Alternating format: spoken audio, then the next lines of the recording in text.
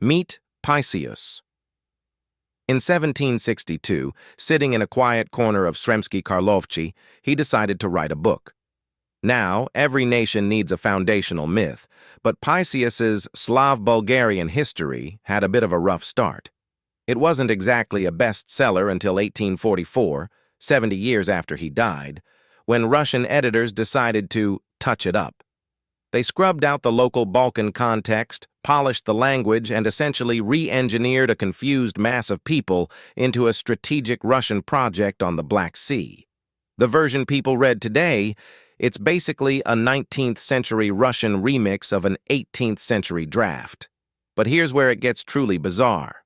By the 20th century, the Bulgarian communist regime realized they had a problem.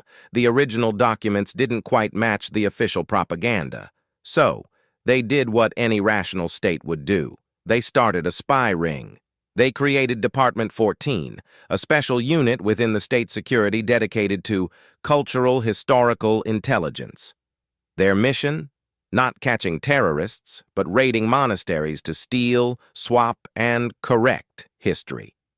In December 1984, under a program called Citadel, the Secret Service launched Operation Marathon.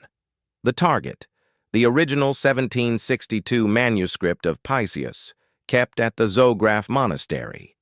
Agents disguised as theologians and scholars infiltrated the monastery. In the dead of night, they pulled off a classic heist. They stole the original 1762 manuscript and replaced it with a forgery made in a basement in Sofia. They literally smuggled their own national treasure out of the country in a diplomatic bag like it was illegal contraband. Why? Because the original language proved their 1844 printed version was a fraud.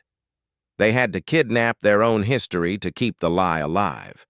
The secret stayed in the vaults for over a decade, but you can't hide a heist this big forever. After the fall of communism, the declassified stamps started appearing on secret files, revealing the winning reports sent from agents in Thessaloniki. The paper trail was undeniable. By 1998, the national embarrassment became too much to handle. Facing international pressure and the stench of a decades-old crime, Bulgarian President Petar Stoyanov finally confessed. He took the stolen manuscript out of the Secret Service safes and personally returned it to Mount Athos to save the state from total isolation and mockery.